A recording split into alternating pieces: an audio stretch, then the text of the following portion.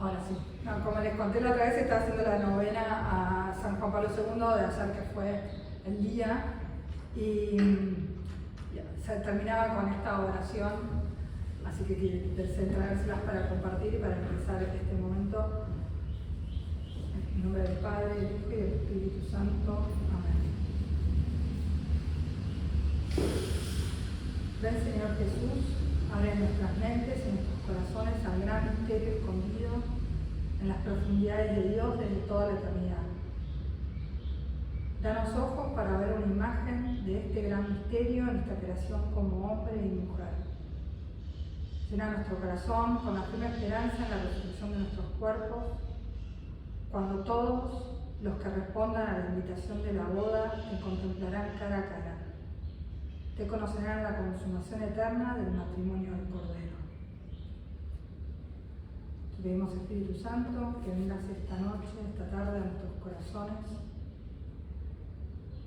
Te pido que vengas a mi lengua, a mi inteligencia y a mi corazón para poder transmitir con verdad estas enseñanzas de Juan Pablo II. Te pido que vengas a las mentes y a los corazones de las personas que vinieron hoy, así pueden encontrar la palabra de vida que vos tenés hoy para ellas. Te damos gracias, Señor, por la vida de San Juan Pablo II. Te damos gracias por su disponibilidad a escucharte, a entrar en la intimidad de tu vida trinitaria. Gloria al Padre, al Hijo y al Espíritu Santo, como en el principio, ahora y siempre, por los siglos de los siglos. Amén. Bueno, habíamos terminado con esta imagen, ¿no? Con este corazón ardiente de Adán. Y bueno, este corazón ardiente me evocó estas partes de película que comparto hoy con ustedes.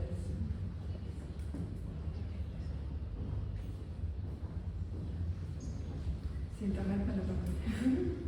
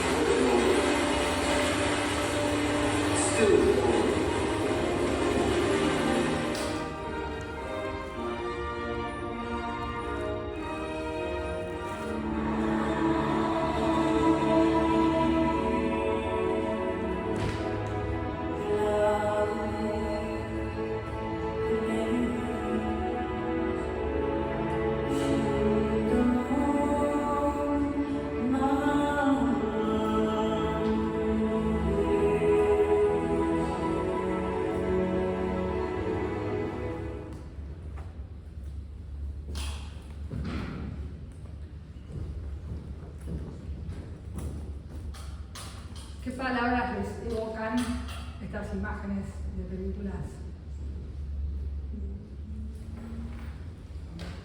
Amor, plenitud.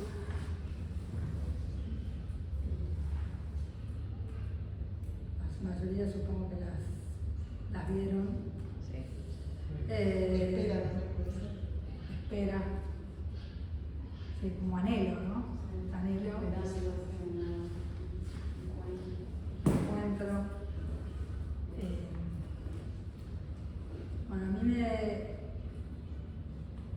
cuando lo armé le puse deseos del corazón, ¿no? Como que reflejan esos deseos en el corazón humano, ¿no? Esta idea de que alguien te escriba 300 y pico de cartas, que no haya renunciado, no sé si vieron la película, pero que no haya renunciado a la posibilidad de la reconciliación, ¿no? Bueno, eso es esperanzador también.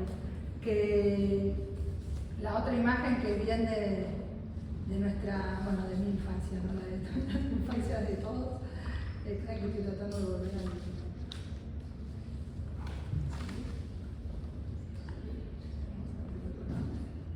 estas son las palabras que yo puse, ¿no? Amor apasionado, esta idea de un amor que vence la dificultad, compromiso con esa imagen de casamiento. Eso es muy distinto, ¿no? El amor del diario de una pasión, ¿no? Sí, al amor del capitán Von Trapp con María. Pero bueno, esa escena de ese compromiso asumido para mí me marcó en la infancia, ¿no? Es la monumentalidad del momento, ¿no? Y finalmente, la última escena de Gladiator, que a mí se me quedó, la volví a ver ahora hace poco, pero cuando la había visto cuando estaba en cine, la imagen que me venía constantemente era esta de él tocando el trigo. Y no me acordaba de nada de la película. Me acordaba de la imagen de él tocando el trigo y esta evocación del cielo, ¿no? Pensaba en el cielo y pensaba en eso, que también me hace pensar en el gran divorcio de Lewis, que cuando describe el cielo, y esta idea de volver a encontrarse, ¿no? Del amor que vence las barreras de la muerte y la esperanza que eso evoca, ¿no? Y todos esos son deseos que hay profundamente arraigados en nuestro corazón y que nos llevan al tema de hoy, ¿no? Hablamos la semana pasada de la soledad, la experiencia de soledad que tenía Adán frente a todo el resto de los animales, que no encontraba a nadie como él. También que esta soledad no era una soledad que viene de la herida, de la ausencia, sino que es una soledad existencial, ¿no? Que es más a fondo que la herida. Para nosotros que somos post-pecado original, ¿no? Hombres de la historia, la herida forma parte de nuestra cotidianidad, entonces a veces es difícil distinguir. Pero hay que volver a esta idea de, bueno, estas experiencias que estamos pensando es lo más profunda que la idea que nosotros podamos hoy experimentar, que todos compartimos, ¿no? Bueno, este deseo de Adán de encontrar a alguien con quien pueda decir yo, vos, no surge la herida, ¿no? Porque yo a veces pienso, bueno, hoy nos invitan constantemente a la independencia, tenés que estar bien vos. Eso es lo más importante. Vos también solo arreglátela solo, sé independiente económicamente, y como si pudiéramos sortear, ¿no? Esa necesidad. Y de alguna manera esa necesidad no es sorteable, porque es más entitativa. Acá voy a ir bueno, vamos a empezar entonces con el primer relato. La vez anterior empezamos a leer el segundo relato de la creación del hombre, no lo terminamos.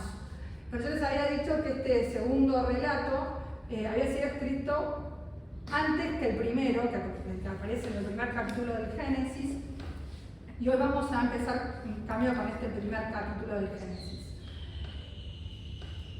Este texto dice, bueno, después vamos a leer, dice Juan Pablo II que es objetivo, ¿no? Que no refleja la experiencia de Adán como sujeto, como una reflexión consigo mismo. Es bien concreto, ¿no? Y lo voy a leer otra vez. Dios dijo, hagamos al hombre a nuestra imagen, según nuestra semejanza, y que le estén sometidos los peces del mar y las aves del cielo, el ganado y las fieras de la tierra, y todos los animales que se arrastran por el suelo.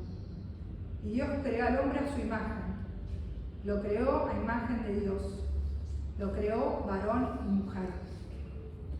Y acá la llevo directo a la cita, en una de las citas que Juan Pablo II comenta, esta, porque ella habla por sí sola, no necesito hablar yo, ¿no? Que es la primera, que dice: el nivel de este primer relato de la creación del hombre, aunque cronológicamente posterior, es de carácter teológico. Nosotros, la invitación a este curso decía que íbamos a hablar de identidad, ¿no? De quiénes éramos. Y dice, bueno, la definición del hombre en este texto es teológica, es en relación a Dios. A imagen de Dios lo creó, que incluye al mismo tiempo la afirmación de la imposibilidad absoluta de reducir al hombre al mundo, ¿no? Es lo que vimos la vez anterior. En lo creado, el hombre no encuentra una respuesta acabada sobre quién es. Y hace unas semanas tuve la experiencia de tener un seminario con un cura, un sacerdote, que había estudiado y había estado, lo había conocido Juan Pablo II cuando era obispo, o sea, en el principio también de Juan Pablo II. Y bueno, la verdad fue una experiencia muy popular, y él decía esto que surge también en este texto, ¿no? Podemos desarrollar toda la ciencia biológica que queramos y cada vez tenemos más información, hasta el último detalle sobre cómo funciona cada órgano del hombre. Eso no nos va a responder quién es el hombre. Podemos desarrollar toda la historia sociológica, ¿no? Toda la sociología, todas las formas de interactuarse del hombre, de organizarse, etc. Tampoco vamos a encontrar una respuesta acabada sobre quiénes somos. Lo mismo con la historia, con la psicología. Todos nos van a dar herramientas, nos van a dar pistas, nos van a dar cosas interesantes, pero eso es querer explicar al hombre desde abajo para arriba. No es que no haya que hacerlo, hay que desarrollar todas las ciencias, es una capacidad humana y está buenísimo, pero no hay que buscar ahí una respuesta total, ¿no? Hay que combinarla con esta revelación que encontramos en el Génesis, ¿no? Que dice, bueno, ¿quién es el hombre? Es imagen y semejanza de Dios, ¿no? Sigue la cita. Ya a la luz de las primeras frases de la Biblia, el hombre no puede ser comprendido ni explicado hasta el fondo con las categorías sacadas del mundo, ¿no? De todas esas ciencias, del conjunto visible de los cuerpos. A pesar de esto también es cuerpo, ¿no? No podemos ignorar esa realidad. ¿Sí? En el Génesis 1:27 constata que esta verdad esencial acerca del hombre se refiere tanto al hombre como a la mujer. Dios creó al hombre a su imagen y semejanza, varón y mujer los creó. Dice, es necesario reconocer que el primer relato es conciso, libre de cualquier huella de subjetivismo, contiene solo el hecho objetivo, como árido también, ¿no? Nos dice eso, lo creó a imagen y semejanza de Dios, los creó varón y mujer. De este texto a mí me llama mucho la atención este primer hagamos, ¿no? Este plural que está ahí, que también nos va llevando de a poco a ¿qué contiene este texto? ¿Qué significa? Los creó, a imagen y semejanza, los creó varón y mujer. Tenemos que ubicarnos en el pueblo de Israel. El pueblo de Israel es un pueblo que se caracteriza por el ser monoteísta, porque Dios se le revela, se le empieza a revelar diciéndole yo soy, como el único Dios, a diferencia de todos los politeísmos que rodeaban a ese pueblo. Y recién nosotros empezamos a conocer, Dios se revela como trinitario en Jesús, cuando la encarnación de Jesús empieza a develarse de manera explícita la Trinidad, ¿no? Jesús se encarna, aparece el Hijo y Jesús nos anuncia al Espíritu Santo. Y esta realidad que para nosotros es tan evidente, Dios es uno y trino, tres personas, no estaba en la creación explícitamente hablando, pero Dios deja un icono de quién es, empieza a mostrarnos, a hacer un testimonio de quién es, creándonos varón y mujer. Y esta es la identidad de la que habla teológica, ¿no? Ahí estamos, somos imagen y semejanza de Dios. Somos imagen y semejanza de Dios en este misterio que se revela, ¿no? Que se revela en la Trinidad. En cuanto a personas, eso es lo que vimos en el encuentro anterior, ¿no? Dijimos, somos inteligentes y libres, ningún animal es como nosotros, y eso expresa algo de quién es Dios. Pero somos imagen y semejanza de Dios, creo que es como algo muy sutil, ¿no? Que es muy difícil para nosotros y muy difícil hoy, en el contexto en que nos cuesta comprender qué significa ser varón y ser mujer, reconocer esto. Somos imagen y semejanza, reflejo de la Trinidad en cuanto somos varón y mujer, ¿no? Y acá vamos al segundo texto. Los textos son bastante contundentes, entonces como que me gusta ir que lo lean directo de las palabras de Juan Pablo II. La función de la imagen es la de reflejar quién es el modelo, ¿no? Pensemos, ¿qué sentido tiene una imagen? ¿Por qué ponemos una foto? Queremos tener la presencia de esa persona, por eso ponemos una foto. ¿Por qué rezamos con imágenes de la Virgen? Porque queremos traer esa presencia de María a nosotros, ¿no? Ese es el sentido que tiene un ícono o una imagen. Dice, el hombre se convierte en imagen de Dios, no tanto en el momento de soledad, cuanto en su momento de comunión. Efectivamente, desde el principio, no solo imagen en lo que se refleja la soledad de una persona que aleja al mundo, sino también, esencialmente, imagen de una inescrutable comunión divina de personas, ¿no? Y Dios se expresa y quiere que sepamos quién es Él en esta comunión de personas al crearnos varón y mujer. Esto nos lleva a preguntarnos dos cosas, ¿no? Ahora les voy a compartir un extracto de un video, que es un video más largo, que se llama Entendiendo al varón y a la mujer, ¿no? Si somos imagen de Dios en cuanto a varón y mujer, ¿qué significa? ¿De qué manera? ¿Qué implica eso, no?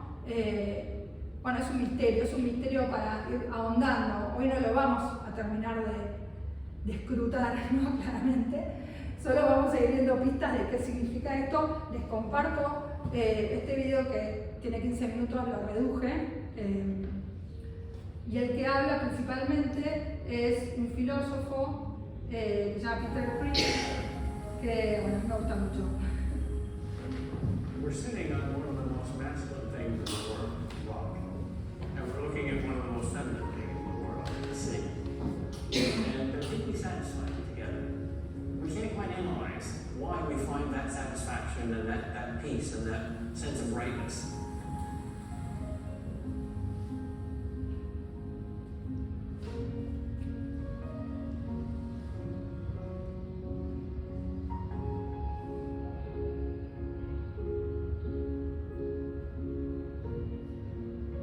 The Iroquois have a word for it.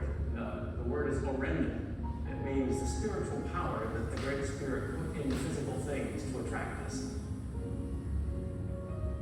And they said it's especially the sea and the stars and trees. We can't live in the stars. We can't live in the sea. We don't live in trees. Why do we love them? Why do we want to be in the presence of them? The orenda there, it fits our spirit. It's like we're iron filings, and that's the magnet, and now we're home.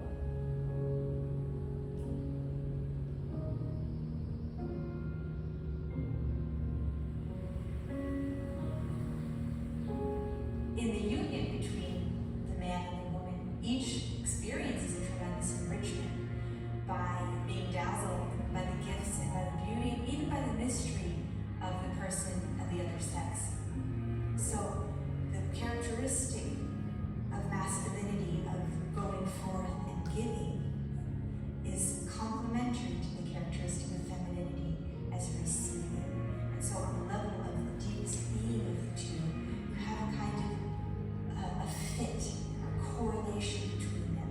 So we speak of complementary colors, where if they're together, each brings out the other to best advantage. It makes the beauty and the goodness of the other stronger. Somehow now the two can more perfectly enter into a deeper union of love.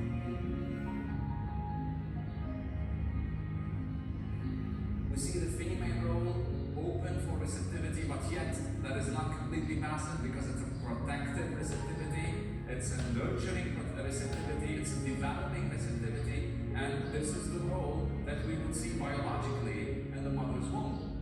And on the other hand, we see the active role of the father, who is giving something into this receptivity that makes it fertile, that grows into life. We have a common proverb in Arabic that says that man is the one who brings the raw material. He internalizes them.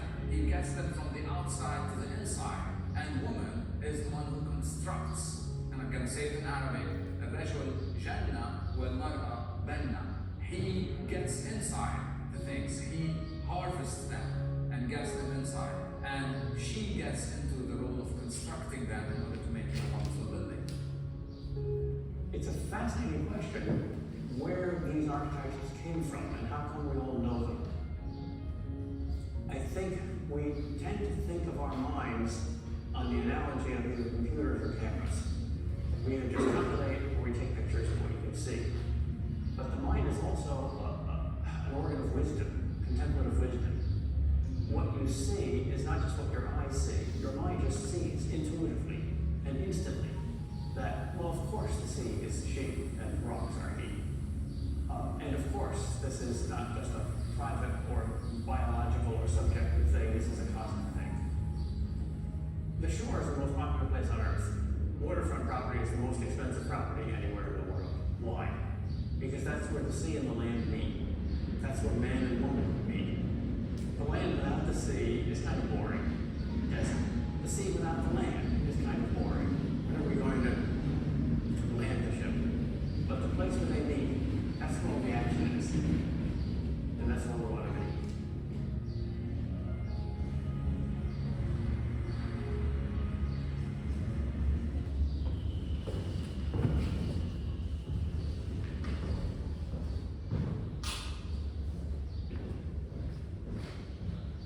Este video, que es parte de un video más largo, ¿no? Para mí tiene dos conceptos que hoy quiero rescatar principales, ¿no? El primero es el de la sacramentalidad de la realidad. Para poder realmente, hoy lo que les voy a ir dando en estos 3 encuentros es una primera aproximación, ¿no? A la comprensión de algo que yo llevo estudiando 5 años y que hay gente que estudia toda la vida. Y es fundamental para poder aproximarse a esta visión que presenta sobre qué significa ser varón, qué significa ser mujer, qué sentido tiene nuestro cuerpo, la mirada de la sacramentalidad de la realidad. Esto quiere decir que, ¿qué quiere decir sacramento? Nosotros conocemos los 7 sacramentos, ¿no? Los 7 sacramentos, me acuerdo cuando aprendí la definición en el secundario, se ve que no tenía un gusto por la teología, pero decía, bueno, son signos visibles de la gracia que se derrama de manera invisible, ¿no? Entonces, el agua, que efectivamente usamos en el bautismo, es signo de la limpieza que está produciendo en el alma del bautizado. Los óleos, las palabras, el sacerdote cuando en la confesión nos pone las manos y nos dice las palabras que usa la boca, el sentido, todas esas cosas nos sirven a nosotros para tener certeza de que esa gracia fue derramada, ¿no? Entonces, porque somos cuerpo, necesitamos esos signos visibles, ¿no? Y Dios pensó toda la riqueza, la creación es signo visible de la riqueza infinita que tiene Dios. Y nosotros nos sentimos atraídos a muchas cosas. Nuestro corazón, nuestros deseos van hacia cosas materiales. Y hay algo ahí que tiene un sentido para nosotros. Cuando empecé a preguntarme, ¿no? Bueno, ¿y por qué a mí me gustaba esto cuando era chica? Y bueno, era fanática de los ositos de peluche. Y los adoraba mis ositos de peluche. Entonces me sentía incluso, hoy duermo con este, lo dejo al otro, pero mañana como que nadie se siente excluido. Había algo muy fuerte para mí. Pero no, nada, pasó así, me gustaron mis ositos de peluche. Cuando mis hijos nacieron, empecé a preguntar, me pedían un cachorro, un perro, todo, y ¿qué le di yo? Un osito de peluche. Me acuerdo cuando la más chica, que es fanática de los animales, ahora ya tiene 12, tenía 1 año, le compré un osito de peluche, un perro que intenté que fuera lo más parecido a la realidad, que ladrara, que saltara, era todo. Cuando se lo di lloró, que no podía creer, no porque no era el perro, se asustó, ¿no? Era como algo raro, un bicho raro, una cosa, una especie de robot fallido. Con el tiempo, claro, entendí, efectivamente llegó el cachorro, no llegamos al punto amor, llegó el gato, que es mucho más fácil que el perro, a mi casa, y tuve finalmente esa experiencia que en verdad había quedado truncada en mi infancia, que era tener un animal, ¿no? Cuidar un animal. Bueno, y había expresado ese deseo, se había visto plasmado en tener un montón de peluches. Creo que cada uno tiene como que es una pista, son pistas que nos dicen qué nos gusta. Otra cosa de la que soy muy fanática, pero parece que era fanática también de chiquita, es el vino tinto. Los cuentos dicen ahí de mis hermanos que tomaba vino tinto, me subía a la mesa y me tomaba los finales de los vasitos que quedaban en las fiestas. Bueno, efectivamente cuando fui un poco más grande, llegué a Cuaresma y renunciaba al alcohol. Porque dije, bueno, esto es algo... Pero me llevó a preguntar, bueno, ¿qué significa el alcohol, el vino sobre todo para mí? Bueno, es la fiesta. El vino es la fiesta, es la celebración, es ese momento de descanso, de desconectarte, de volver al tiempo que no corre, ¿viste? Porque si estás en una reunión, un momento de relajación, bueno, eso para mí significaba. Y después descubrí también que el vino tiene un antensolítico, pero bueno, ahí es la química. No, pero bueno, es la química y todo que se va uniendo en un significado sacramental de la realidad, ¿no? Bueno, Todo esto es una introducción, pero bueno, en el cuerpo del varón y de la mujer hay un significado sacramental, un sentido, ¿no? Y acá en el segundo decía, bueno, de esto nos habla, cuando nos habla del mar y del agua, nos habla de esto, bueno, en el mar la riqueza es la piedra, es la piedra es la firmeza, ¿no? Bueno, ahí hay algo masculino, el mar es la profundidad misteriosa, donde la vida se da en lo escondido, eso es lo femenino que tiene el mar, ¿no? Y es lo que da origen a la posibilidad de la vida también, el agua. Bueno, todo ese sentido sacramental tenemos que empezar a pensar con esas categorías para poder empezar a entender qué significado tiene nuestro propio cuerpo y qué misterios escondidos hay, bueno, acá lo decía, ¿no? En el útero femenino, ¿no? En esta posibilidad. Bueno, ahí hay un misterio, la posibilidad de gestar, ¿qué significado tiene? Y esto,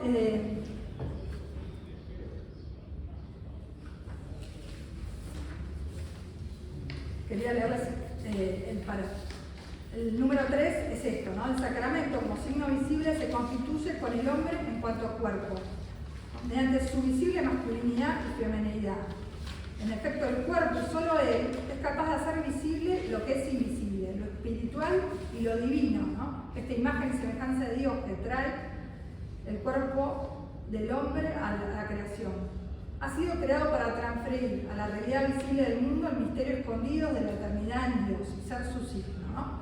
Este es el sentido que vamos a tener que ir empezando a desentrañar, ¿no? De qué manera esto es así. Y vamos al segundo relato, ¿no? Para irnos iluminando, todos como una caja de luces que se van reflejando distintas realidades. En el segundo relato nosotros habíamos terminado al final, ¿no? Dice, entre todos ellos no encontró la ayuda adecuada. Ahí habíamos llegado en el encuentro anterior. Y vamos un poquito más, ¿no? Entonces el Señor Dios hizo caer sobre el hombre un profundo sueño. Y cuando éste se durmió, tomó una de sus costillas y cerró con carne el lugar vacío. Luego, con la costilla que había sacado del hombre, el Señor Dios formó una mujer y se la presentó al hombre. El hombre exclamó, esta sí que es hueso de mis huesos y carne de mi carne, ¿no? ¿Qué nos dice? Juan Pablo II dice, este sopor es una referencia como de una vuelta a la nada. Es más que un sueño, ¿no? Es la vuelta a la nada. Es como si vuelva a ser una descripción de la creación. La costilla representa esta misma humanidad compartida. Adán la ve a Eva y reconoce a un igual, a otro que no es como el resto de los animales, ¿no? Encuentra esa mirada que estaba buscando. Y ahí exclama, no exclama, este es un ser espiritual como yo. Dice, esta es carne de mi carne, es en la carne en la que reconoce esta igualdad somática, por decir, otro ser humano igual a él. A la vez que hay una diferencia, ahí en la cita 3, ¿no? Dice, la homogeneidad somática, esta ser ambos humanos, seres humanos, a pesar de la diversidad, de la diferencia sexual, no tan evidente. El hombre se encuentra con el varón, se encuentra con la mujer y hay una diferencia obvia. La expresa inmediatamente, ¿no? Esta igualdad. Este es hueso en mis huesos y carne en mi carne. Se será llamada varona porque el varón ha sido tomada. De este modo, el varón, el hombre, manifiesta por primera vez la alegría e incluso la exaltación de haber encontrado a otro yo, ¿no? Yo voy leyendo cruzadito. La alegría de encontrar otro ser humano. Y en el siguiente texto, en el punto 5, dice, a la luz de este texto comprendemos que el conocimiento del hombre pasa a través de la masculinidad y la feminidad, que son dos encarnaciones de la misma soledad, frente a Dios y al mundo. Dos modos, ¿se acuerdan que habíamos dicho que el hombre era el cuerpo entre los cuerpos?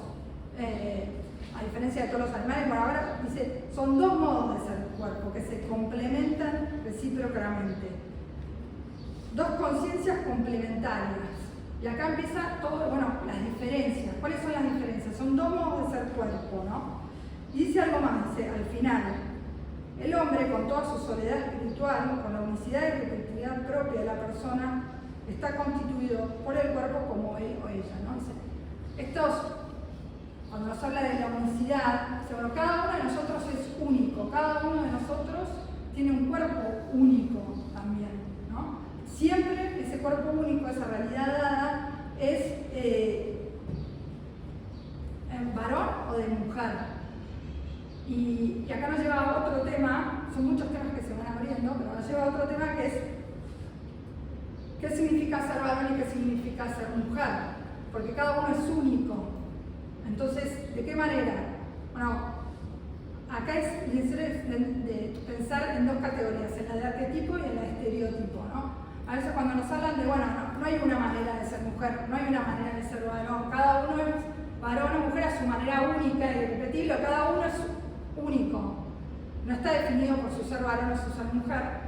Bueno, hay que discriminar entre lo que es un estereotipo, que es una idea que viene heredada por una costumbre social, podríamos decir, ¿no? No necesariamente negativa, pero sí no entitativa, no define, no viene de quién es, de la profundidad del ser. Viene más de una tradición, de una herencia sociológica, de un juicio o prejuicio. Entonces, bueno, ahí vamos a decir, che, ser madre es ser la persona que cocina siempre. Bueno, nada, eso puede ser una costumbre de parte de una cultura. No necesariamente te define en tu ser madre ser la persona que provee incluso alimento en ese sentido, en el sentido de cocinar y estar en la cocina y usar el delantal. Eso es un estereotipo.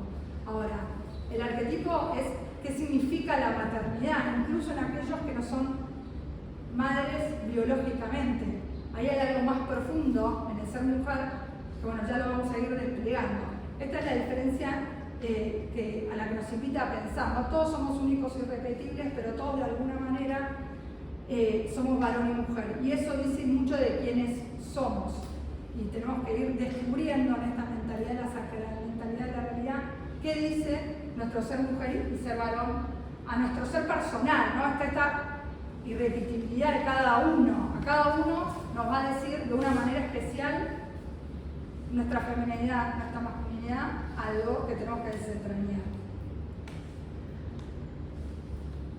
Y lo que dice Juan Pablo II, que dice el cuerpo, en este ser imagen y semejanza de Dios, él lo llama el significado esponsalicio del cuerpo. ¿Qué dice el cuerpo de todos?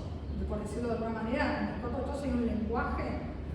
El lenguaje es transmitir un significado. ¿Qué es un lenguaje? Es un código en el que transmite un significado. Él habla del lenguaje del cuerpo. ¿Qué dice el cuerpo? Dice que todos hemos sido hechos para donarnos, para darnos, para la entrega. Y eso está expresado en este ser varón y ser mujer, que son complementarios. Tanto el cuerpo del varón como el cuerpo de la mujer dicen que hemos sido creados para la entrega. Y es en eso en que somos signos de la Trinidad, porque la Trinidad es tres personas que en el donarse uno al otro generan vida, ¿no? Bueno, en ese sentido, el ser varón y ser mujer expresa esta vocación común a todos, ¿no? Hemos sido creados para darnos.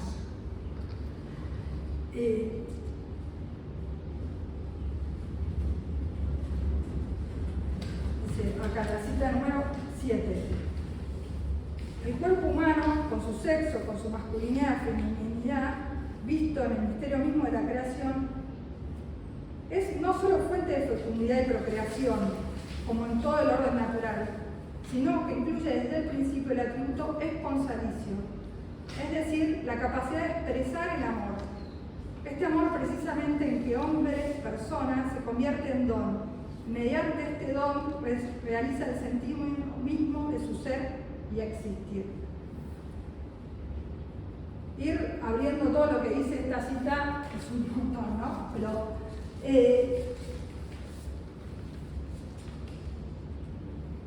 lo primero que dice es que la sexualidad no es solo para mantener la siguiente generación. El único sentido de la sexualidad no es que haya, porque eso es la sexualidad a nivel animal. Bueno, la sexualidad para que exista se siga manteniendo la especie. Si ese es el sentido de la sexualidad, es muy acotado, ¿no? Es como una mentalidad que restringe la sexualidad a su capacidad generativa. pero es la sexualidad de la persona, es la sexualidad de nosotros que somos seres humanos. Y como lo vimos en el encuentro anterior, todo lo que es del hombre tiene un valor espiritual simbólico mucho mayor que el simple valor de, bueno, no nos alimentamos, como dijimos, solo para comer. La sexualidad no tiene ese como su único objetivo en el proyecto creador de Dios, sino ser esto, imagen y semejanza de Dios como que al donarse genera nueva vida. Una vida en un sentido también, no solo carnal, sino espiritual. Como dijimos, el cuerpo es signo visible de una realidad invisible. Tiene en sí esa capacidad de expresar la vocación a ser don. O sea, para mí, empezar a pensar que nuestros órganos sexuales son los que expresan esta capacidad de donarnos, es como que lo tenemos tatuado. Hemos sido creados para salir, para darnos, para entregarnos, y lo tenemos tatuado en el cuerpo, porque cada uno de nuestros órganos que nos diferencian del otro, del sexo opuesto, expresan este llamado a la entrega, ¿no? Entonces, esta vocación, este llamado está inherente a nuestro cuerpo, y en nuestro cuerpo, si lo sabemos leer correctamente, el que expresa esta realidad en nosotros. Y la cita termina diciendo: donarse realiza el sentido del ser y el existir. O sea, no lo podemos ignorar, porque si lo ignoramos, a este llamado, a esta vocación, a esto inherente a nosotros, nos quedamos coartados. Ahora, ¿esto qué significa? Que solo los que se casan y finalmente viven esta unión matrimonial son las personas que cumplen con su llamado, porque queda igual, si la vocación del hombre es entregarse y esa entrega se da claramente en el encuentro entre el varón y la mujer, solo se da en esa realidad. Bueno, sería contradictorio con la misma historia de la Iglesia, porque Jesús llama a algunos a la consagración por el reino. Entonces, no puede ser que lo que es la clave de plenitud sea a la vez coartado para los que no se quedan por la plenitud del reino sin casarse. No sé si se entiende la lógica. Bueno, ahí Juan Pablo II, como les conté, habla de 3 momentos en la historia del hombre. Cuando habla de la escatológica, justamente toma una cita donde Jesús dice: en el cielo no habrá esposos, ¿no? Es específicamente así la cita, que dice, es una cita que genera mucho ruido a los que están casados. ¿Qué quiere decir esto? Bueno, si ser el matrimonio, el primer Adán y Eva, son un signo de la vocación a la unidad que todos tenemos, son un signo encarnado de esa vocación, en definitiva son un signo de la vocación a la unidad con Dios. El llamado último de todos nosotros es a vivir en una comunión plena con Dios. Dios nos crea para vivir en esa comunión plena con Él. Ese es el llamado. Entonces, Jesús invita a algunos pocos a una consagración. ¿Qué quiere decir esta consagración? Un acto de confianza plena en que esa vocación a la unidad se va a dar en el cielo. Entonces renuncian al signo, a la imagen, a la mediación, podríamos decir, que es este modelo del amor matrimonial, que Juan Pablo II lo llama primer sacramento, el primer signo de esta llamado a la unidad y al amor y a la entrega que tiene Dios en sí mismo dentro de su propia naturaleza y que nos comunica a nosotros. Bueno, renuncian a esa mediación, pero no renuncian a su vocación esponsal, no renuncian a este llamado a donarse, a entregarse de manera fructífera. Y de alguna manera ambas vocaciones se complementan y se iluminan, porque los padres que son padres biológicos están llamados a ser padres espirituales de sus hijos, ¿no? A criarlos no solamente en la carne, sino también en el desarrollo de ellos como personas y en llevarlos y conducirlos hacia el cielo. Y aquellas personas que por llamado de Dios se consagran y viven esta vocación esponsal, son padres espirituales, modelo para los padres carnales de alguna manera, ¿no? De la vocación al espíritu, a la maternidad y a la paternidad que todos tenemos en nosotros. Creo que es muy importante reconocer esto, ¿no? Esta vocación esponsal, este llamado a entregarnos porque es aquello que nos va a permitir planificarnos. Pensaba, uno lo dice, cuando habla rápidamente de esta vocación, dice vocación al amor, ¿no? O sea, vocación a la entrega, vocación al amor. Y a mí siempre esta palabra amor me cuesta, porque de verdad como que la experimento vacía. Cuando escucho digo, pará, ¿qué querés decirme con amar? ¿Qué tengo que hacer? ¿Qué es lo que tengo que salir a hacer cuando decís que tengo que amar? Entonces, buscando, comprenderlo, la verdad, lo que a mí, lo que me atrajo de la teología del cuerpo es que me permite comprender muchas realidades muy concretas y cotidianas, ¿no?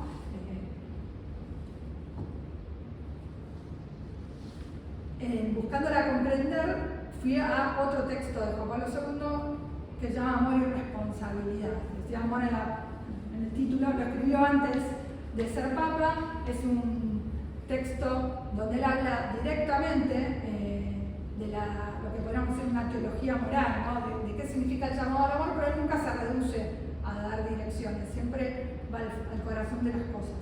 Y bueno, ahora les voy a compartir algunas citas de este texto de Amor y Responsabilidad para poder profundizar en qué significa esta palabra amor, qué significa. Me acuerdo porque cuando lo iba leyendo lo leí una vez, dos veces, la segunda vez como que se empezó a desplegar, porque ya los textos son bastante difíciles de comprender. Pero en un momento que descubría ciertas citas decía, se las tenía que compartir a alguien, ¿no? Entonces una de estas se le dije al padre Gastón, che, mirá, en esta cita no puedo creer.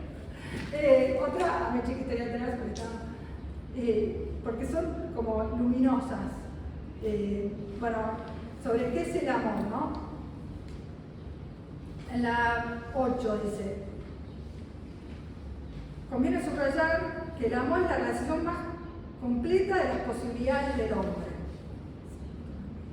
Es la actualización máxima de las potencialidades propias de la persona. Todavía no nos dice qué es el amor para mí. El amor es el acto que playa más completamente la existencia de la persona. Se va diciendo, bueno, esto es lo que más te va a potenciar. Pero todavía no dice qué es. Evidentemente, para que sea así es indispensable que el amor sea verdadero. Es decir, se dirige hacia el bien auténtico y de manera conforme a la naturaleza de ese bien. El amor es la búsqueda del bien. La búsqueda del bien del otro. O sea, cuando hay amor es cuando nosotros, en lo que hacemos en concreto, estamos buscando el bien verdadero del otro. Ese bien verdadero, bueno, evidentemente no es el bien, muchas veces el bien inmediato. No es, bueno, el chico te pide caramelos, darle caramelos. Claramente el bien verdadero hay que reflexionar. ¿Qué significa el bien verdadero para esta persona en este momento? ¿No? Puede que no sea lo que esta persona te está pidiendo. No es hacer exactamente lo que el otro quiere, ¿no? No se identifica con eso. Pero sí significa una salida de mí mismo para poder reconocer y actuar en relación al bien del otro. La realidad es que nosotros estamos heridos.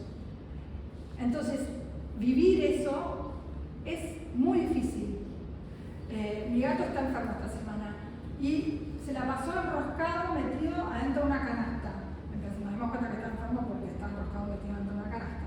Comentando esto con otros fanáticos de los gatos, me dicen, no, lo que hacen los gatos, cuando están heridos se esconden porque si no quedan vulnerables para que nadie venga a cacharlos, ¿no? Entonces, bueno, hablando de la sacramentalidad, nosotros estamos heridos por el pecado original, estamos heridos por nuestra historia, estamos heridos por cosas que personas voluntarias e involuntariamente nos hicieron, males que hemos experimentado, hechos. Entonces, evidentemente, todas esas heridas nos llevan a ¿qué? A replegarnos, a tirarnos sobre nosotros mismos. Además, vivimos en un contexto sociocultural que efectivamente también nos invita a lo mismo, porque nos invita constantemente a buscar tu propio bien. Estate bien vos, fíjate que vos te sientas bien. Pero es muy cortoplacista esta invitación en general, ¿no? Entonces, esta salida de nosotros mismos para entregarnos a los demás tiene un gusto bastante amargo muchas veces a éxodo.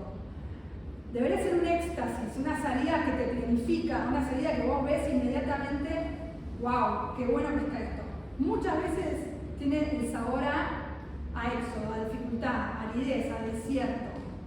Sin embargo, como digo, la mirada a largo plazo es lo que te planifica y te hace feliz.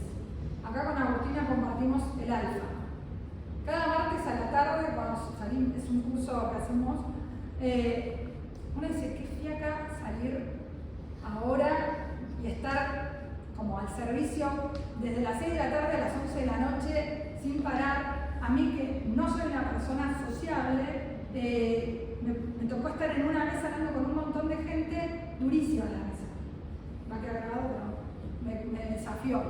Me desafió ya de base estar sentado con un montón de gente que no conocía. Ya era un desafío eso. Pero volvíamos de un año al otro, volvíamos todos los martes. Bueno, nos íbamos con una sensación de gratitud increíble.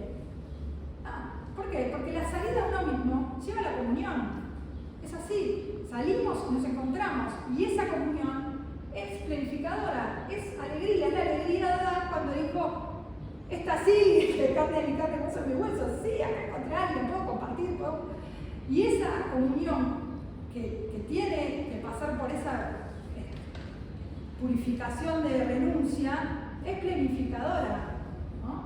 Me acordé ayer que fui a hacer adoración con mi grupo de matrimonios que hago adoración hace varios años, 15. Estaba rezando y bueno, me evocó el Señor este recuerdo, ¿no? Yo cuando tenía 17 años, en quinto año de colegio, murió mi mejor amiga en ese momento. No me acuerdo cuándo habrá sido, me acuerdo el lugar donde fue que yo, unas semanas más tarde, tuve este pensamiento que me marcó toda mi vida. Ella era una persona que hoy tiene un proceso de santificación, de sierva de Dios, o sea, era una persona muy particular.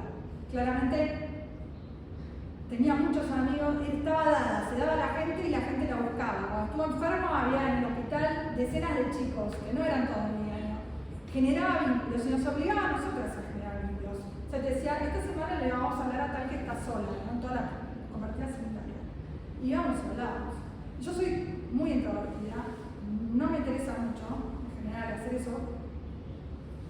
Pero una semana más tarde dije, pará, ¿qué es lo único que te llevas al cielo? Estos encuentros. Efectivamente, estar con otros, generar vínculos, es lo único que te llevas al cielo.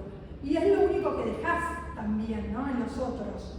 Y a mí me sirvió, fue un gran don de Dios, porque a mí me gusta el pensamiento, me gusta estar una semana entera encerrada en mi cuarto, leyendo, me interesa, es un encuentro con Juan Pablo II, pero no es el encuentro interpersonal.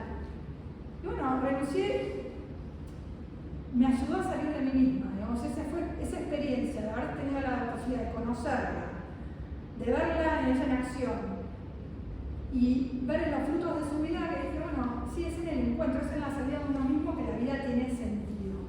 Y muchas veces me llevo a las inclinaciones a tirarme para adentro y la vida me tiene que hacer la vuelta. Pero bueno, es increíble esto, ¿no? Es la ley del éxtasis. Salir de sí mismo para encontrar en el otro un acrecimiento de ser, ¿no? Como que somos más cuando salimos de nosotros mismos. Somos más cuando entramos en comunión con otros. Y la siguiente cita, que esta fue la que compartía el padre Gastón cuando la leí, fue sobre la libertad.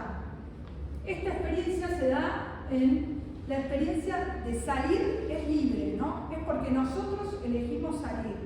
Y acá dice algo, la libertad está hecha para el amor.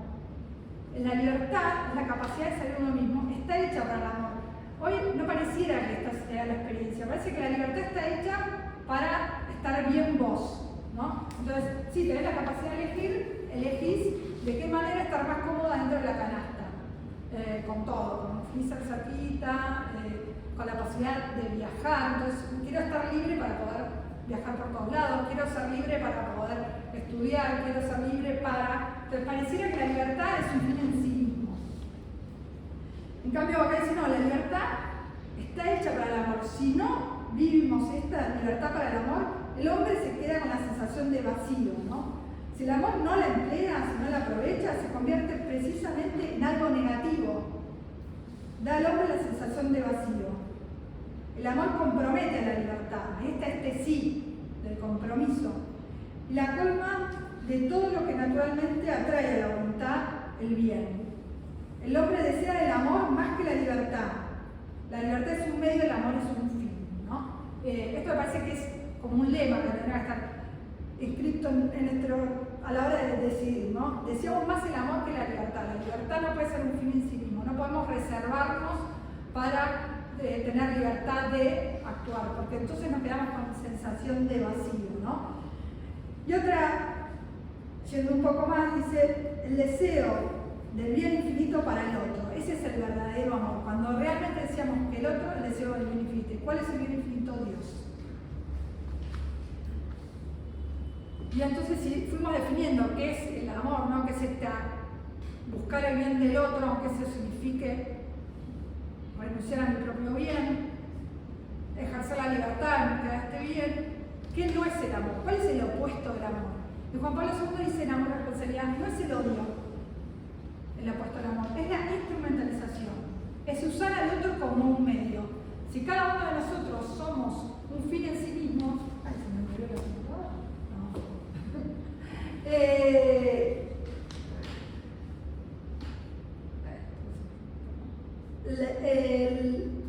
El amor, digo,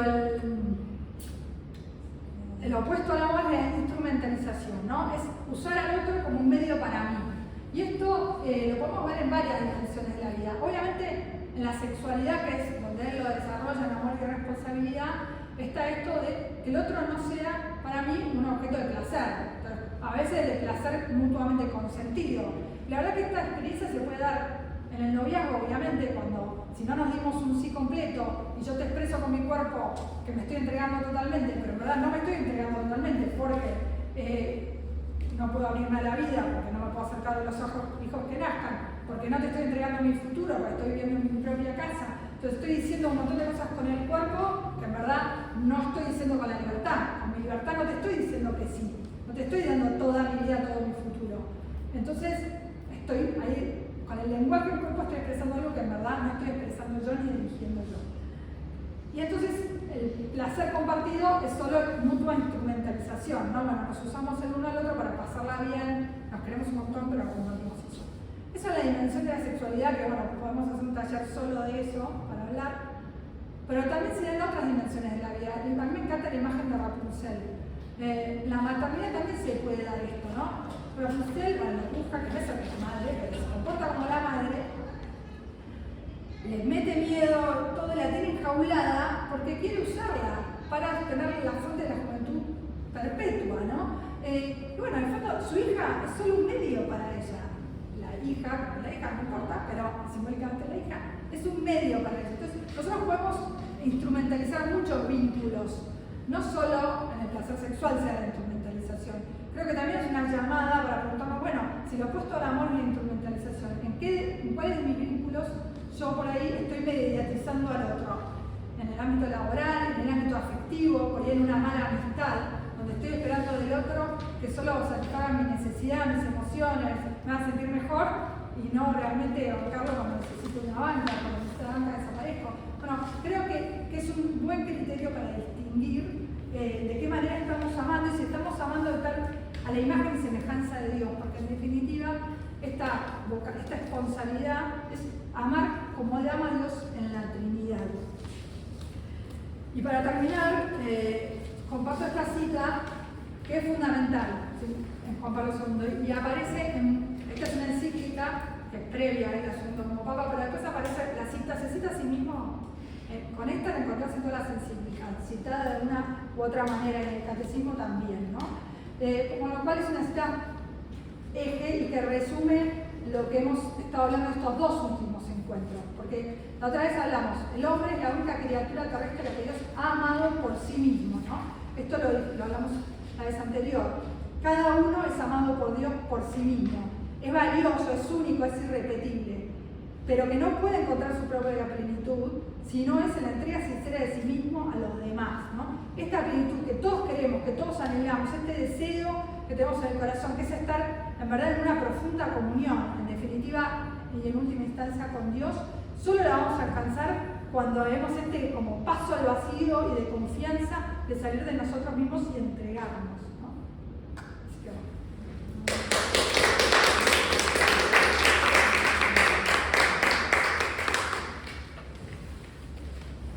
¿Alguien tiene preguntas? ¿Alguna pregunta? Me pones. Es entre obvia y difícil, ¿no? Pero en este marco en el que habla del hombre y la mujer, ¿qué planteo, qué solución, qué mirada tiene sobre la homosexualidad? Bueno, viste que hay un dibujito que pasó rápido, que es ese papel arrugado, ¿no? Nuestra identidad, que es ser ícono del amor trinitario, se da en un papel arrugado. Esta imagen la usa Christopher West todo el tiempo. ¿Qué quiere decir esto? Bueno, nosotros estamos heridos, esta imagen en nosotros se da de alguna manera distorsionada. Y bueno, la persona, yo no soy psicóloga, no entiendo y todavía creo que no hay una definición total que explique por qué una persona puede tener una sus tendencias sexuales, una atracción a otra persona del mismo sexo, ¿no?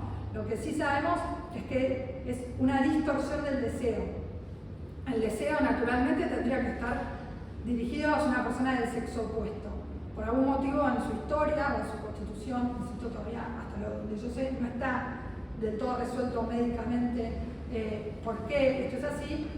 Una persona se siente atraída. En este video completo en el que les pasé, el Understanding Man and Woman, habla una persona homosexual sobre su propia experiencia. En este caso él dice, bueno, que tiene una mala experiencia paterna, entonces busca en el hombre a ser querido como no fue querido por su padre, ¿no? Este caso particular, creo que no hay que universalizar, pero bueno, en la maduración de la identidad de la persona se produjo en algún punto una distorsión del deseo. Este deseo que naturalmente va hacia el otro como distinto de yo, de mí, digamos, y que busca esa completitud de la complementariedad, se ha visto distorsionado. Entonces, esa es la realidad, ¿no? Hay que desenvolver el papel. Me gusta mucho ver testimonios de personas homosexuales para conocer su historia, porque me da la sensación de ese corazón, qué pasó, cómo puedo comprenderlo. Y bueno, es ese desenvolver ese papel que van a quedar las marcas y van a quedar las heridas para siempre que uno tuvo y con las que tiene que ser imagen. No estamos llamados a hacer imagen con nuestra historia, con nuestras heridas y bueno, y encontrar en Dios la gracia suficiente para poder vivir plenamente, porque obviamente amar así, amar como Dios ama, amar al modo de la Trinidad, entregarnos completamente, solo podemos hacerlo en Dios, si no, no lo podemos hacer. Entonces, la persona que por algún motivo no encuentra ese otro complementario a su plenitud tiene que, bueno, hacer un trabajo de su corazón, reconocer y apoyarse sobre todo en Dios. Me acuerdo de un video que vimos también de varios testimonios, decía una persona homosexual que después de una vida muy licenciosa y que había vivido, tipo era modelo, entonces iba a las fiestas en Nueva York en los 70, con una vida muy así a fondo, contaba, decía que cuando comulgó por primera vez, cuando comulgó y se reencontró, era de origen católico, dijo, yo no dejo a Jesús por ninguna fiesta del mundo, ¿no? Habiendo estado en las mejores fiestas de Nueva York en los 70. La experiencia de estar con Jesús es mucho más plena que la experiencia de la vida, incluso de ese deseo de su corazón. Entonces encontró la plenitud de unión directamente en Cristo. Y esa es la invitación, ¿no? Encontrar esa plenitud, ese deseo, esa comunión que todos anhelamos, en definitiva, va a ser plena solo en y con Cristo. ¿Alguna otra pregunta? Más fácil que la pregunta.